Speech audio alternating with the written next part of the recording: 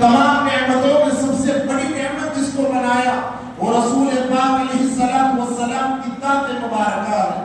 اللہ تبارک و تعالی اپنے حبیب پاک علیہ السلام سے اتنی محبت فرماتا ہے اور آپ کا اتنا لحاظ رکھتا ہے اور آپ کو ایسی شان اور عظمتیں بیان کرتی ہے، مخلوق اگر بیان کرتی رہے تو حضور پاک علیہ السلام کی بیانوں شانوں میں سے ایک شان کا بھی ہم کما حقہ بیان نہیں کر سکتے، کیونکہ مخلوق کی تعریف ختم ہو سکتی ہے، مخلوق محدود ہے، مخلوق کی کچھ ابتدا ہے اور اس کی ایک انتہا ہے، اسی طریقے سے مخلوق کی تعریف کی بھی ایک ابتدا ہے اور مخلوق کے تعریف کرنے کی بھی ایک انتہا ہے، مگر اللہ تبارک و تعالی ازل سے ہے اور وہ ابد تک رہنے والا ہے۔ اب اللہ نے جب اپنے حبیب پاک علیہ السلام کی شان کو بلند کر دیا اور آپ کی عظمت کو بلند کر دیا، نہ اللہ محدود ہے، نہ اللہ کی ہوئی تعریف محدود ہے، اللہ لا محدود اور اس کی ہوئی تعریف بلا محدود ہے۔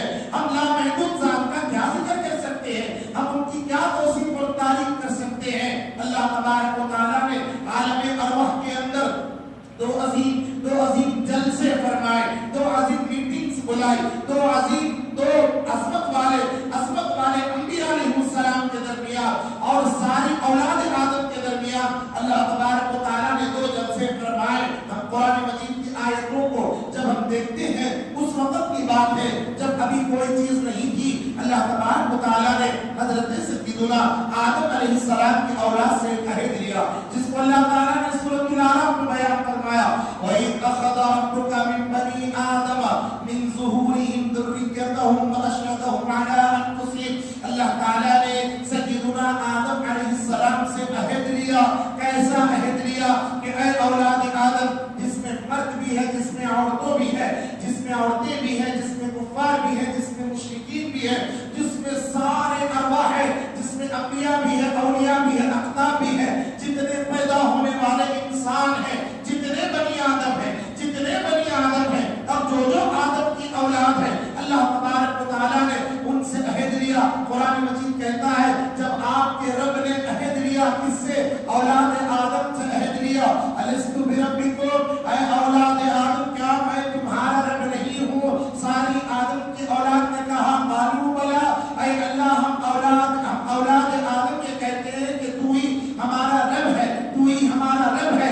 آج جو بندہ اللہ کو اپنا رب نہیں مانتا، اللہ کو اپنا معبود نہیں مانتا اور جس کا توحید پر ایمان نہیں ہے، آج جو جی رہا ہے وہ بھی عالم میثاق میں وہ کہنے پر مجبور ہوا اور اس نے کہا قالوا بلا، اللہ کی ذات کے سامنے اللہ کی وحدانیت کا اور اس کی ربوبیت کا اقرار کیا، سب نے کہا قالوا بلا، پھر کہا شہدنا علی انفسنا، اے اللہ ہم تیرے ہونے کی گواہی بھی دیتے ہیں، ہم تجھ کو رب بھی مانتے ہیں اور تیرے ہونے کی گواہی بھی دیتے ہیں۔ یہ عالم ارواح میں ایک میٹنگ ہو گئی، اس کے اندر سب عام لوگ، خاص لوگ، اپنے پرائے سب تھے، سب کو جمع کیا، ساری اولاد آدم کو جمع کیا، عالم ارواح نے جمع کر کے ان سے وعدہ لیا اور سب نے کہا کہ ہم وعدہ کرتے ہیں۔ معلوم یہ ہوا جو لوگ اب اس دنیا میں اللہ کو اپنا رب نہیں مانتے، انہوں نے وعدہ خلافی کی ہے، انہوں نے اللہ تعالیٰ کے عہد کو توڑا ہے، جو عہد اللہ سے انہوں نے کیا،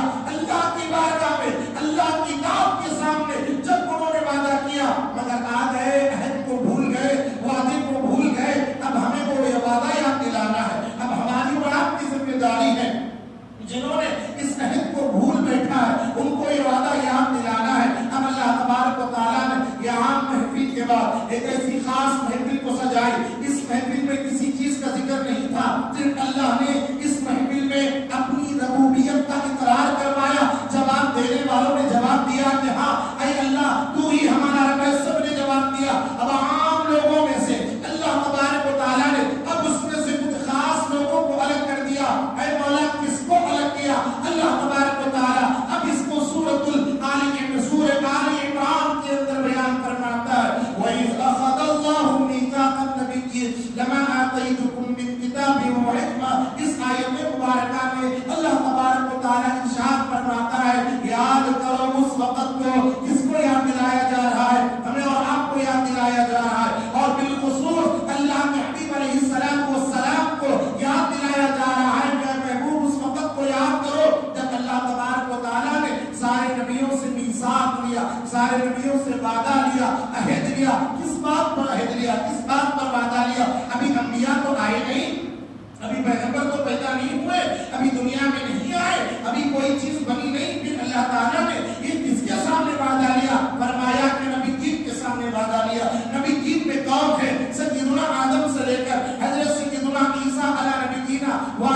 अलैहिस्सलाम सारे अंबिया की अरवाह, सारे नबियों की रूह वहां पर मौजूद है। मालूम हुआ पहला जो जलसा हुआ उसमें आम खास सब थे, अब ये दूसरे जलसे में सिर्फ पैगंबरों को जमा किया। मालूम ये हुआ अब जिसका जिक्र होने वाला है आम लोग उसको माने या ना माने, खास उसको जरूर मान लेंगे, अपने उसको जरूर मान लेंगे, महबूबीन उसको जरूर मान लेंगे। इसलिए अल्लाह तबारक व तआला ने नबी दीन की जमात को जमा किया और अंबिया से फरमाया, ऐ अंबिया की अरवाह, मैं तुम्हें दुनिया में जाने के बाद, मैं तुम्हें दुनिया में भेजने के बाद मैं तुम्हें नबूवत अता कर रहा हूँ, मैं तुम्हें किताब दे रहा हूँ और मैं तुम्हें हिकमत दे रहा हूँ। कुछ अंबिया को किताबें दिए, कुछ को सहीफे दिए और अल्लाह ताला ने कुछ को हिकमत से नवाजा। ये कई सरफराजियां अंबिया अलैहिस्सलाम पर अल्लाह तबारक व तआला ने फरमा दिया, कहा कि मिन किताबिन व हिकमा सुम्मा जाअकुम रसूलुन मुसद्दिकुन लिमा मअकुम। सुनो, मैं तुम्हें उस वक्त किताब दूंगा और मैं तुम्हें उस वक्त हिकमत दूंगा। सुम्मा जाअकुम रसूलुन, जब मेरे रसूल तुम्हारे पास आ जाए और तुम मेरे रसूल की तस्दीक करना। मौला ये रसूल से मुराद कौन है? कहा गया ये रसूल से मुराद न आदम है, न इससे मुराद नूह है, न इससे मुराद इब्राहीम है, न इससे मुराद यहया व ज़करिया, न मूसा, न ईसा।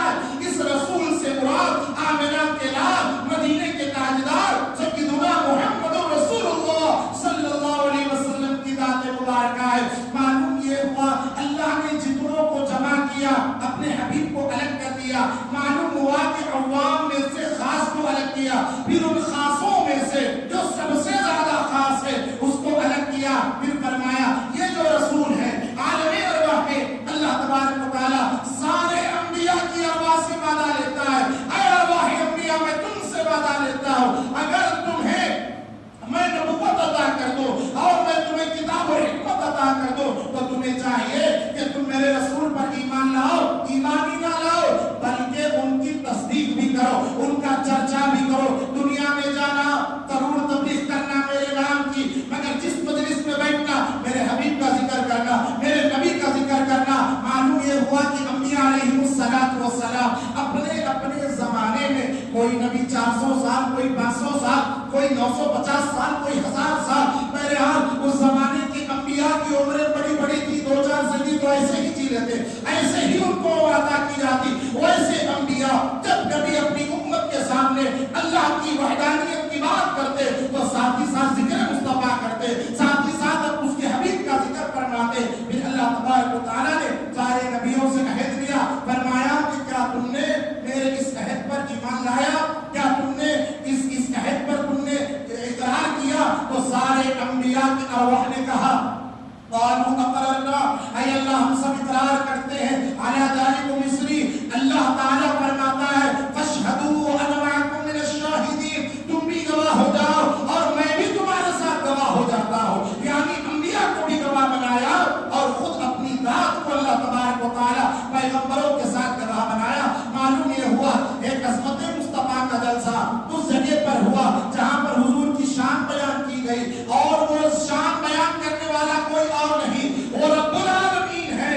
और उस जलसे में बैठने वाले आज के लोग नहीं हैं, पर पिछली सदी के भी लोग नहीं हैं, बल्कि वो अंबिया हैं, अंबिया की अरवाह है।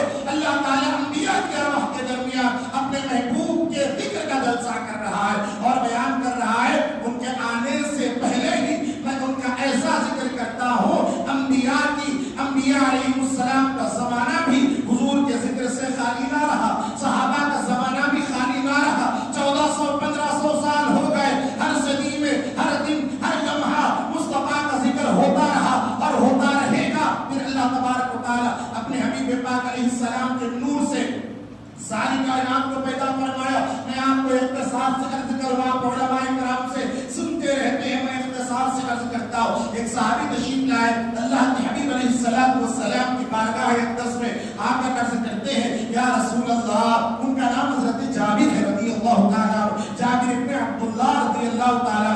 वो फरमाते हैं या रसूल अल्लाह, अल्लाह ताला ने सबसे पहले किस चीज को पैदा फरमाया? किस चीज को? कौन पूछने वाले सहाबी हैं और जवाब देने वाले रसूलुल्लाह हैं। पूछते हैं कि या रसूलुल्लाह, अल्लाह ताला ने सबसे पहले किस चीज को पैदा फरमाया? भाई ये सवाल पूछने की जरूरत क्या पड़ी? क्या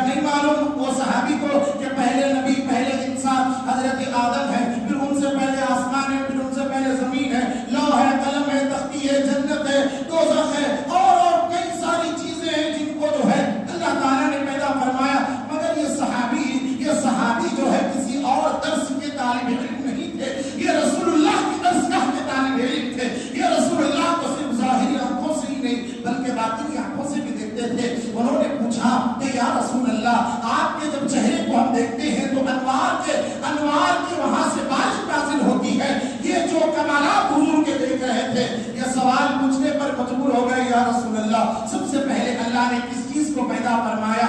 اللہ کے حبیب علیہ السلام والسلام نے ان سے یہ نہیں فرمایا بھائی یہ کیسا سوال, یہ کیسا سوال ہے, سوال ایسا نہیں ہونا چاہیے. اب آپ دیکھیے, باپ پہلے دنیا میں آتا ہے, بعد میں بیٹا آتا ہے, یہی ہے. ایسا ہو ہی نہیں سکتا کہ باپ بیٹا پہلے دنیا میں آئے پھر باپ آئے. پھر ظاہری بات تو یہ تھی کہ باپ آدم ہے, یہ پہلے ہے, بعد میں سارے انبیاء ہیں. تو صحابی رسول کی عقل اور ان کا دل اور ان کا دماغ اس بات کا متحمل نہ ہوا کہ میں آقا کو آخری نمبر پر کیسے رکھوں, میں آقا کو آخر میں کیسے شمار کروں. ہو ہی نہیں سکتا, اتنی عظمت والا, اتنی شان والا آخر میں کیسے آ سکتا ہے. چلو آج پوچھ ہی لیتے ہیں کہ یا رسول اللہ, اللہ نے سب سے پہلے کس چیز کو پیدا فرمایا؟ رسول پاک علیہ السلام والسلام جواب ارشاد فرماتے ہیں, سنو اے جابر, اب راز کھولتا ہوں. اللہ تعالیٰ نے سب سے پہلے اپنے نور کے فیض سے تمہارے نبی کے نور کو پیدا فرمایا.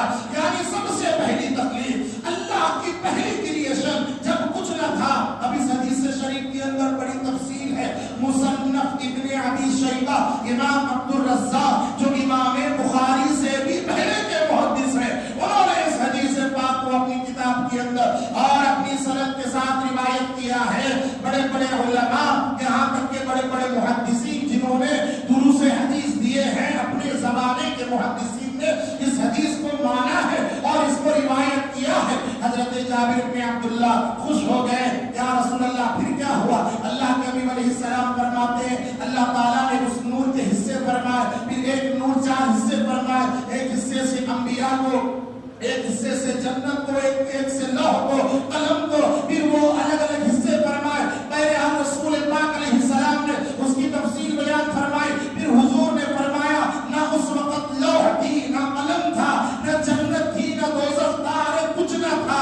جب کچھ نہ تھا تو اللہ نے اپنے نبی کے نور, اپنے نور سے اپنے حبیب کے نور کو پیدا فرمایا. یہاں پر مجھے اور ایک حدیث یاد آتی ہے جس کو صوفیاء نے اپنی کتابوں میں لکھا ہے. حضرت بندہ نواز کے سودراز بلند پرواز علیہ رحمت و رضوان نے بھی اس حدیث کو اپنی کتابوں کے اندر روایت کیا ہے. اب صوفیاء کیسے فرماتے ہیں, یہ تو محدثین نے روایت کر دیا. اب حدیث قدسی سنیے, یہ حدیث رسول ہے. اب ایک حدیث قدسی جس میں اللہ کا کلام اور زبان مصطفیٰ کی, کلام اللہ کا, اب زبان مصطفیٰ کی, پہلے کلام بھی رسول کا, زبان بھی رسول کی. حدیث قدسی میں زبان مصطفیٰ کی, کلام اللہ کا. اب اللہ تعالیٰ فرماتا ہے جس کو سرکار روایت کرتے ہیں, سرکار جو بات ڈائریکٹ اللہ سے روایت کرتے ہیں اس کو حدیث قدسی کہتے ہیں. اس میں فرمایا گیا, اللہ تعالیٰ فرماتا ہے کنتو کنزا مخفیا فحببته ان يعرف فخلقت نور محمد صلی اللہ علیہ وسلم. میں چھپا ہوا خزانہ تھا, میں چاہا کہ میں پہچانا جاؤں. اللہ فرماتا ہے میں چھپا ہوا خزانہ تھا, یعنی جو اس کے اسرار تھے, جو اس کے کمالات تھے, وہ اسی اس میں تھے. اللہ نے چاہا کہ میں پہچانا جاؤں. ارے جب پہچانا جانا ہوتا تو اللہ زمین آسمان کو پیدا کر دیتا, آسمان پر لکھ دیتا لا الہ الا اللہ, پہاڑ پر لکھ دیتا لا الہ الا اللہ, اور درختوں کو گویا ہی دے دیتا اور کہہ دیتا کہ تم کہو لا الہ الا اللہ. سمندر کی مچھلیاں باہر نکل کر کہتی کہ ہم لا الہ الا اللہ کا اقرار کرتے ہیں. نہیں, اللہ نے ایسا قانون نہیں بنایا. اللہ نے فرمایا جب میں نے چاہا کہ میں پہچانا جاؤں تو میں نے کیا کیا, وخلقت نور محمد صلی اللہ علیہ وسلم, تو میں نے نور محمد کو پیدا فرمایا. اب جو بھی آ رہا ہے انہی کا فیض لے کر آ رہا ہے, انہی کا صدقہ لے کر آ رہا ہے, اور انہی کے نور کی خیرات کو لے کر اب آنے والا آ رہا ہے. آج ہم تھوڑی سی نورانیت پر گفتگو کرتے ہیں. معزز سامعین کرام, بعض وقت تو یہ بھی کہہ رہے ہیں کہ اللہ کے حبیب علیہ السلام میں اور ہمارے میں بس اتنا فرق ہے کہ آپ نبی تھے اور جو ہے ہم نبی نہیں ہیں, بس یہی آپ کی خصوصیت ہے. حضور کے نور پر آج اختلاف ہو رہا ہے. یہ پرانا عقیدہ نہیں تھا. پہلے کے اولیاء اور بڑے بڑے اقواس اس بات پر کبھی کلام نہیں کرتے.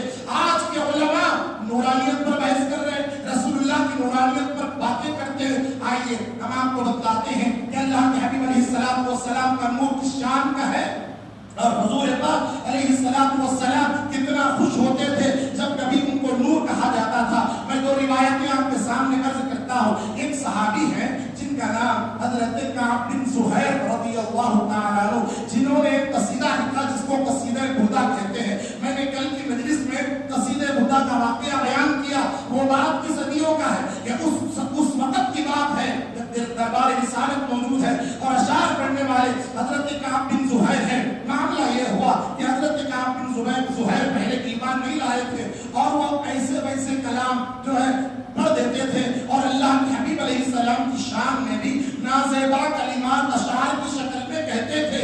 جب معلوم ہوا سرور دو عالم صلی اللہ علیہ وسلم کو کہ کعب بن زہیر نے یا رسول اللہ اس نے آپ کی شان میں گستاخی کی اور ایسے ایسے کلمات کہے، اللہ کے حبیب علیہ السلام نے وارنٹ جاری کر دیا، کہا کہ جہاں بھی کعب بن زہیر ہے اس کو قتل کرو، اگر وہ کعبے کے خلاف کو بھی اوڑھ لے تو اس کو قتل کرو. اللہ کے رسول نے یہ وارنٹ جاری کر دیا. اب صحابہ کرام ڈھونڈنے لگے کعب بن زہیر کو، اور جو گستاخی جو آدمی کر دیتا ہے اس کے لیے زمین تنگ ہو جاتی ہے. فرشتوں کی لعنت، اجنہ کی لعنت، سارے ملائکہ کی اس کے اوپر لعنت ہوتی ہے جو گستاخ رسول ہوتا ہے. اب کعب بن زہیر کو بول دیے، اندر ہی اندر توبہ کر لیے. اللہ کے حبیب علیہ السلام کے صحابہ سے چھپتے چھپاتے چادر کو اوڑھے اوڑھے مکے میں گھومتے، کبھی ادھر سے ادھر کبھی ادھر سے ادھر. ایک مرتبہ حضرت سیدنا ابوبکر صدیق سے ملاقات ہوئی رضی اللہ تعالیٰ عنہ. فرماتے ہیں کہ یا ابابکر صدیق، کعب بن زہیر معافی مانگتا ہے اور رسول اللہ کی خدمت میں آنا چاہتا ہے. حضرت ابوبکر صدیق رضی اللہ عنہ نے فرمایا، اے کعب تمہیں تو قتل کرنے کا آرڈر جاری ہو چکا، اب تمہیں قتل کیا جائے گا. کہتے ہیں کہ ابوبکر صدیق میں معافی مانگتا ہوں، کسی طریقے سے مجھے بچتے بچاتے حضور کی خدمت میں لا کر چھوڑ دیجئے اور مجھے امید ہے کہ وہ مجھے معاف کریں گے. چادر کو اوڑھ کر، پوری چادر اوڑھ کر حضور کی مجلس میں آ کر بیٹھ گئے. حضرت ابوبکر صدیق سامنے آئے، آ کر حضرت صدیق اکبر فرماتے ہیں یا رسول اللہ، اگر کوئی آدمی آپ کا دل دکھائے، کوئی آپ کو تکلیف دے، یا اللہ کے حبیب اگر وہ آپ سے معافی مانگے تو آپ کیا کریں گے؟ اللہ کے رسول فرماتے ہیں معافی مانگے گا تو معاف کر دوں گا. اتنا رسول اللہ نے فرمایا. پھر اس کے بعد فرمایا، اے ابوبکر میں جانتا ہوں تم کعب بن زہیر کو لے کر آئے ہو اور وہ اسی مجلس میں بیٹھا ہے. اتنا سننا تھا. کعب بن زہیر کو وجد آ گیا، چادر کو چادر اتاری، حضور کی خدمت میں آئے. فرماتے ہیں یا رسول اللہ میں تائب ہو چکا، میں کلمہ پڑھتا ہوں اور آپ کے دست مبارک پر ایمان لاتا ہوں. اگر آپ اجازت دیں آقا تو میں آپ کی شان میں کچھ اشعار پڑھنا چاہتا ہوں. اللہ کے رسول علیہ السلام نے اجازت مرحمت فرمائی. اب وہ کھڑے ہو گئے، صحابہ کا مجموعہ موجود ہے اور اب یہاں نعت پڑھی جا رہی ہے.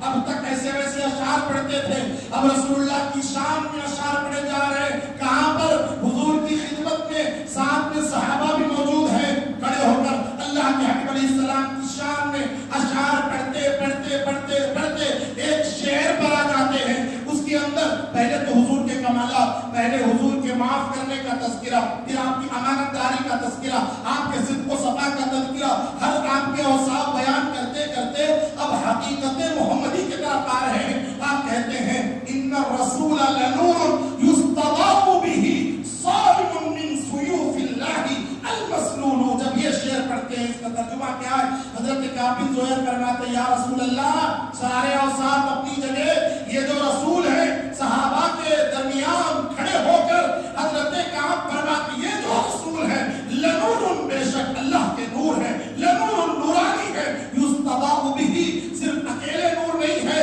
جن سے دوسرے لوگ ضیا پاتے ہیں، جن سے دوسرے لوگ روشنی حاصل کرتے ہیں، جن سے سب روشنی حاصل کرتے ہیں. یہ وہ رسول ہے صارم من سیوف اللہ مسلول. اور ان کی شان یہ ہے کہ یہ اللہ کی تلواروں میں سے ایک تلوار ہے. جب یہ شعر رسول اللہ کے سامنے پڑھے گئے، اب تک آقا سن رہے تھے، اب تک آقا سن رہے تھے. جب انہوں نے حضور کی جو ہے معاف کرنے کا ذکر کیا، سن رہے آقا مسکرا رہے، ابھی حرکت میں نہیں آیا آقا، سن رہے اچھا ٹھیک ہے، ہاں ہاں ایسے ہیں. جب سن رہے ہیں، جب اس شعر پر پہنچے ان الرسول لنور یستضاء به، رسول پاک علیہ السلام ایسے نور ہیں جس سے سب روشنی حاصل کرتے ہیں. جب یہ شعر پر پہنچے سرکار خوش ہوئے اور اپنی کملی نکال کر ان کے اوپر پھینک دی، پھینک کر فرمایا یہ لو یہ تمہارا انعام ہے. کون سے شعر پر؟ جس شعر میں رسول اللہ کو وہ صحابی نے کیا کہا؟ نور کہا. رسول اللہ کی شان نورانیت بیان فرمائی. معلوم یہ ہوا رسول پاک ہر شعر سے خوش ہوتے ہیں، اس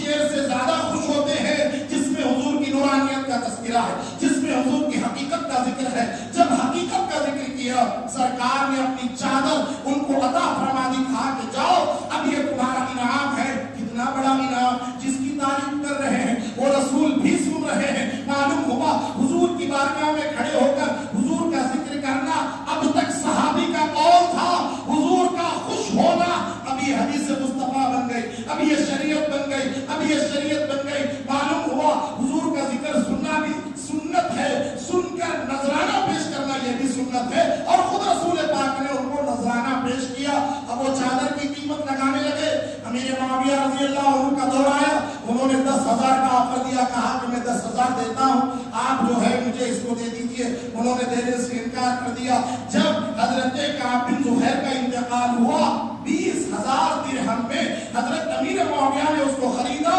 اس کے بعد بادشاہ بنو امیہ بنو عباسیہ جب کبھی مسند پر بیٹھتے تو حضور کی چادر کو اوڑھ کر بیٹھتے۔ یہ وہ چادر تھی جو سرکار نے اپنی شان نورانیت سننے کے بعد ان کو عطا کیا۔ تو معزز سامعین کرام، یہ حقیقت محمدی ہم کیا بیان کر سکتے ہیں؟ اللہ تعالیٰ نے ہمیں اور آپ کو موقع دیا کہ اپنے حبیب پاک علیہ السلام کا کما حقہ ذکر کرو، کما حقہ کرو، اور اس بار کیوں نہ کریں؟ ہم ہر بار کرتے ہیں، اس بار کیوں نہ کریں؟ اب جو آنے والا ماہ میلاد، اب جو میلاد کا مہینہ جو چل رہا ہے، آنے والی 12 ربیع الاول شریف جو آنے والی ہے، اس میں ہمارے رسول کائنات صلی اللہ علیہ وسلم کی یوم ولادت کے پورے 1500 سال مکمل ہوتے ہیں۔ ہر سال سے زیادہ یہ سال زیادہ اہمیت کا حامل ہے۔ تو میں ایسے کر رہا تھا معزز سامعین کرام، اللہ کے حبیب علیہ السلام کی نورانیت کو ارے کس نے انکار کیا؟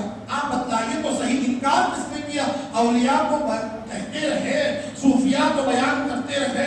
چلیے میں آپ کو اور ایک صحابی کا حوالہ دیتا ہوں، یہ حضرت کعب بن زہیر جن کے متعلق ایسا ہے۔ اب میں آپ کو بتلاؤں مواہب اللدنیہ امام البستلانی کی کتاب میں جب حضرت عباس ابن عبد المطلب رضی اللہ تعالیٰ عنہ پیارے نبی صلی اللہ علیہ وسلم کے چچا جان جب حضور کی خدمت میں آئے تو انہوں نے کہا کہ یا رسول اللہ، میں آپ کی شان میں اشعار کہنا چاہتا ہوں۔ اللہ کے حبیب نے کہا کہ ارشاد فرمائیے، آپ ہماری شان میں کچھ کہیے۔ حضرت عباس اشعار کہتے رہے۔ ایک شعر کا ترجمہ یہ ہے، آپ کہتے ہیں یا رسول اللہ، میرا یہ وجدان اور میرا یہ عقیدہ کہتا ہے کہ جب حضرت سیدنا ابراہیم علیہ السلام کو جب اٹھا کر آگ میں ڈالا گیا، جب وہ آگ میں چلے گئے، وہ آگ گلزار بن گئی، پھر وہ آگ کے اندر ایک ٹھنڈے پانی کا چشمہ آ گیا اور ایک انگور کی بیل آ گئی، پھر جسم پر لباس آ گیا۔ یا رسول اللہ، میں یہ سمجھتا ہوں کہ ابراہیم خلیل اللہ کا کمال نہیں، یہ محمد حبیب اللہ کے نور کا کمال ہے، یہ محمد مصطفیٰ کے نور کا کمال ہے۔ وہ نور سیدنا ابراہیم کے پشت میں تھا، اسی لیے آگے نمرود حضرت ابراہیم کا کچھ بگاڑ نہ سکی۔ یہ صحابہ کا عقیدہ تھا۔ اگر آج ہم نور والا آیا ہے، نور لے کر آیا ہے کہہ دیتے ہیں، بات ہضم نہیں ہوتی۔ صحابہ سارے کہتے تھے کہ یہ رسول اللہ نور والے ہیں، نور والے مصطفیٰ، نورانی مصطفیٰ، یہ کہتے تھے اور اپنے اشعار کے اندر بیان بھی کرتے تھے۔ حدیثوں کے اندر ساری تفصیلات موجود ہیں۔ قرآن مجید میں اللہ ارشاد فرماتا ہے، قد جاءکم من اللہ نور و کتاب مبین، تمہارے پاس اللہ کی جانب سے ایک نور آ گیا اور ایک روشن کتاب آ گئی۔ بعض مفسرین نے کہا کہ نور سے مراد قرآن ہے، بعض نے کہا کہ یہ نور سے مراد شریعت ہے۔ میں کہتا ہوں بہت سارے مفسرین کرام نے اس نور سے مراد ذات مصطفیٰ صلی اللہ علیہ وسلم کو لیا ہے۔ اگر ذات مصطفیٰ نہ ہوتے تو الگ سے کتاب مبین کا ذکر کیوں ہوتا؟ کتاب مبین کا ذکر الگ ہے، نور کا ذکر الگ ہے۔ یہ نور بشری لباس میں آیا، پھر اس کو کتاب عطا کی گئی۔ اس طریقے سے اس کی ترتیب بنتی ہے۔ معزز سامعین کرام، ماہ میلاد ہر سال آتا ہے اور عاشقان رسول اپنے اپنے طور پر میلاد رسول منانے کی سعادت حاصل کرتے ہیں۔ دیکھیے ساتھ، میلاد پر خوش ہونا یہ جو ہے کوئی جھگڑے کا مسئلہ ہے ہی نہیں، جھگڑے کا مسئلہ بنا دیا گیا، اس کو بنا دیا گیا۔ بھائی فطری بات ہے، فطری بات ہے، جب آپ کو کوئی نعمت ملتی ہے تو آپ کو خوشی ہوتی ہے۔ اب بتلائیے کہ سب سے بڑی نعمت کون ہے؟ وہ رسول پاک علیہ السلام سب سے بڑی نعمت ہے۔ جب اتنی بڑی نعمت ہے تو خوشی کا اظہار کرنا بھی چاہیے۔ ہم نے دوسرے مسلک کے علماء کو یہ کہتے ہوئے سنا، وہ کہتے ہیں پتہ نہیں تنقید سے کہتے ہیں یا خوش ہو کر کہتے ہیں پتہ نہیں، وہ اپنے خطابات میں کہتے ہیں ہم نے سنا، اب کہہ رہے ہیں۔ اور جب میلاد کا مہینہ آتا ہے طوفان بدتمیزی برپا ہو جاتا ہے، بالکل طوفان بدتمیزی، سادہ سیدھی افواہ کو بھٹکا دیتے ہیں۔ اپنے علم کی بنیاد پر منبر رسول سے حضور کی شان بیان کرنے کے بجائے تنقید سے رسالت کے مرتکب لوگ ہو رہے ہیں اور بیان کر رہے ہیں۔ بعض نادان کی باتوں میں ہو جاتے ہیں۔ ارے بھائی آپ دیکھیے اللہ کے رسول علیہ السلام کے صحابہ نے کیا کیا، اس کی دلائل کی طرف ہم آئیں گے۔ میں آپ کو ایک جو ہے ایک جغرافی صدی کے لیے آپ کو میں ایک بات بتلاتا ہوں. آپ پڑھیے بچوں کی اسکول کی کتابیں آپ پڑھیے, اس کے اندر ایک سبق ملتا ہے مہاتما گاندھی کا, ایک سبق ملتا ہے راجا ہریش چندر کا, ایک سبق ملتا ہے مولانا ابوالکلام کلام آزاد کا. ہسٹوریکل بڑے بڑے جتنے بڑے بڑے لوگ گزرے ہیں ان سب کا سبق ملتا ہے. آپ پوچھیے سلیبس بنانے والوں سے, آپ نے ان کتابوں کے اندر ان کا تذکرہ کیوں رکھا؟ جواب دیتے ہیں کہ صاحب اپنے بڑوں کو, اپنی نسل کو پڑھانا چاہیے تاکہ وہ موٹیویشن لے سکے, وہ ان سے جو ہے ان سے کچھ نصیحت لے سکے اور ان کے جیسا جذبہ پیدا کر سکے. آپ چلے جائیے لال قلعہ کے پاس, وہاں پر شہداء کے نام پتھر پر لکھے ہوئے ہیں. ارے کیوں لکھے ہوئے؟ اس لیے کہ انہوں نے ہمارے دیش کو آزاد کرنے میں ایسا کردار ادا کیا, ایسا کردار کیا. یہ ہیروز ہیں, یہ ہمارے بڑے لوگ ہیں, ان کا تذکرہ ہونا چاہیے, ان کو پڑھانا چاہیے تاکہ آنے والی نسل ان کو یاد رکھے. تو معزز سامعین کرام, یہ جتنے اساتذہ آئے, یہ جتنے بڑے آئے, ان سب کو اگر بڑائی ملی ہے وہ نالے مصطفیٰ کے بعد ملی ہے. ساری بڑائیوں سے اگر بڑائی ہے وہ رسول اللہ کی ذات ہے, تو کیوں نہ ہم اپنے سلیبس میں, اسکول کے سلیبس کی بات نہیں کر رہا ہوں, اپنے زندگی کے سلیبس میں, اپنی شخصیت کے سلیبس میں کیا ہم حضور کے ذکر کو داخل نہیں کر سکتے؟ یہ کون سا اعتراض ہے؟ ایسی محافل کے سجانے کو بھی لوگ جو ہے شرک اور بدعت سے تعبیر کرتے ہیں. مثال کے طور پر اب دیکھیے کسی کے گھر میں ولیمہ ہے, کسی کے گھر میں ولیمہ ہے, اور اس دن سارے لوگ اچھے کپڑے پہن کر فنکشن ہال آ گئے, سوائے دولہے کے باپ کے. دولہے کا باپ کہتا ہے کہ بھائی دیکھو میں تو میرے بیٹے کے ولیمے میں خوش ہوں, مگر میں کپڑے گندے ہی پہنوں گا, میں منہ نہیں دھوؤں گا, بال بھی نہیں بناؤں گا, گندا ہی رہوں گا اور لوگوں کو ویسے ہی ملوں گا. آپ کہیں گے کہ بھائی سال پر گندا رہے, مگر آپ بیٹے کا ولیمہ ہے, آج تو اچھے کپڑے پہن لیتا, آج تو خوشی کا اظہار کرتا تاکہ تیرا بیٹا بھی خوش ہو جائے, تیرے رشتہ دار بھی خوش ہو جائے کہ وہ دولہے سے باپ کا تعلق بتانا ہے. تو تجھے سجنا ہوگا, سمجھنا ہوگا. دولہے کی طرح تو نہیں, تھوڑا کم تو سچ, نئے کپڑے نہیں تو نہیں استری کر کے تو پہن سکتا ہے, خوشبو تو لگا سکتا ہے, تھوڑا نظر تو آئے کہ یہ دولہے کا باپ ہے. اسی طریقے سے معزز سامعین کرام, دوسرے مکتب فکر والے حضور کی آمد پر خوش ہوتے ہوں گے. میں یہ نہیں کہتا غمزدہ ہوتے, خوش ہوتے ہوں گے اپنے مدرسوں میں اور اپنی جماعتوں میں اور مسلکوں میں خوش ہوتے ہوں گے. ہم کہتے ہیں کہ ارے بندے, اگر تیرا تعلق مصطفیٰ سے ہے, ایک امتی کا تعلق ایک رسول پاک علیہ السلام سے, ایک امتی کا جو تعلق ہوتا ہے اس کا تقاضا یہ ہے تو خوشی کا اظہار بھی کرے, تو خوشی کا اظہار بھی کرے. ایسا نہ ہو کہ میں امتی ضرور ہوں, دل میں خوش ہوتا ہوں اور اوپر سے ہر دن جیسے رہتا ہوں اس دن بھی ویسے رہتا ہوں. میرے بھائی یہ محبت کی دلیل نہیں ہے. محبت کی دلیل یہ ہے تھوڑا سا الگ نظر آ. آپ اگر اچھے نئے کپڑے پہنے تو لوگ آپ کو پوچھیں گے کیا بات ہے, دعوت میں جا رہے ہیں. لوگ پوچھیں گے کیا بات ہے, دعوت میں جا رہے ہو, تمہیں سج سبر کر. دعوت میں جانے والا کہے گا ہاں دعوت میں جا رہا ہوں. اگر کوئی پوچھے تو کہے گا نہیں بھائی آج عید کا دن ہے اس لیے میں نے اپنے آپ کو سجایا ہے, سنوارا ہے. ہر دن کی ایک خاصیت ہوتی ہے. تو مجھے کہنے دو, جس کا جتنا تعلق رسول پاک سے ہوتا ہے, جس کا تعلق حضور کی غلامی سے ہوتا ہے, معزز سامعین کرام وہ اظہار کرے گا. دوسرے لوگ اظہار کرتے نہیں کرتے, مجھے ان سے لینا دینا نہیں ہے, مگر جن کا تعلق ہے ان کو محبت کا اظہار کرنا چاہیے. یہ میلاد رسول علیہ السلام یہ جشن کا موقع ہے, یہ خوشی کا موقع ہے. اور اللہ کے حبیب علیہ السلام ان محافل سے خوش ہوتے تھے اور وہ خوش ہوتے ہیں. میں آپ کو ایک مثال دیتا ہوں, چھوٹی سی مثال.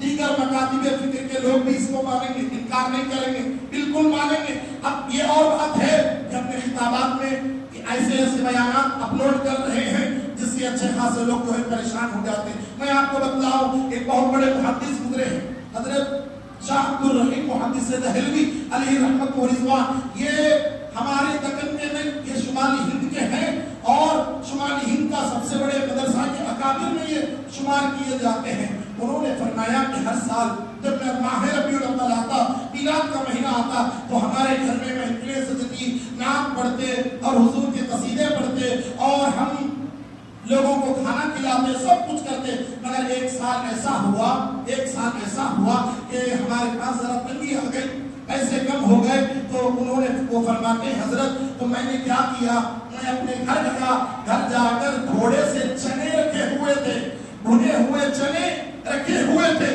میں نے ان چنوں کو لیا، چنوں کو تیار کیا، گلی میں جو بچے کھیل رہے تھے میں نے ان بچوں کو حضور کے میلاد کی خوشی میں نے تمام لوگوں کو، تمام بچوں کو وہ چنے تقسیم فرما دیے۔ دن گزر گیا، اب اس کا بدلہ دیکھیے، وہ ارشاد فرماتے ہیں میں نے سرور دو عالم صلی اللہ علیہ وسلم کو خواب میں ملاحظہ فرمایا، رسول پاک علیہ السلام ایک مقام پر تشریف رکھتے ہیں اور جو چنے میں نے بچوں کو بانٹے وہی چنے حضور کے سامنے رکھے ہوئے، حضور کے سامنے رکھے ہوئے۔ میں دیکھ کر حیران ہوا کہ یا رسول اللہ، وہ چنے جو میں نے بانٹے معلوم ہوا حضور کی محبت پر خرچ کرنے سے، بانٹنے سے وہ ختم نہیں ہوتا، وہ دربار رسالت میں پہنچتا ہے، حضور کے پاس پہنچتا ہے اور حضور اس کو دیکھ کر خوش بھی ہوتے ہیں، مسکراتے بھی ہیں۔ اس لیے معزز سامعین کرام، اللہ نے فرمایا جب تم پر اللہ کا فضل ہو اور اس کی رحمت ہو، چاہے کہ تم خوشیاں مناؤ، خوشی منانے کے کئی ضابطے ہوتے، کئی اس کے جو ہے طریقے ہوتے ہیں۔ ہاں، شریعت مطہرہ کے اندر ہو، شریعت مطہرہ کے معاملات، شریعت کے معاملات ہو، کیا ہم نہیں دیکھ رہے ہمارے شہر کے بعد علماء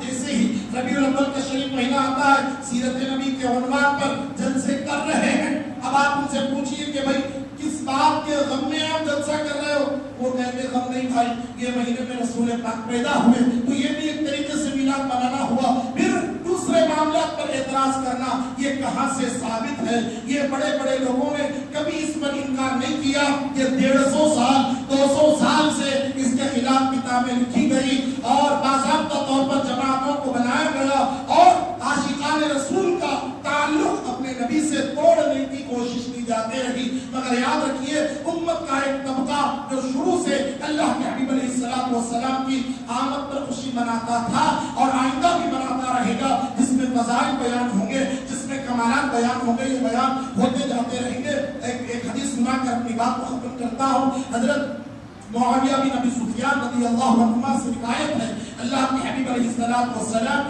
ایک مرتبہ مسجد نبوی کے صحن میں تشریف لائے۔ مسجد نبوی کے صحن میں وہاں دیکھا کہ صحابہ اکرام حلقہ بنا کر ایک جلسے کی شکل اختیار کر کے وہاں پر کچھ گفتگو کر رہے ہیں۔ اللہ کے حبیب علیہ السلام تشریف لائے، آ کر صحابہ سے پوچھا کہ ما اجلسکم، تم یہاں کیوں بیٹھے؟ تو صحابہ عرض کرنے لگے یا رسول اللہ، ہم یہاں اس لیے بیٹھے کہ ہم اللہ سبحانہ و تعالیٰ کا شکر بجا لاتے ہیں کہ اس نے ہم کو ہدایت دی اور اس کا سبب آپ کو بنایا۔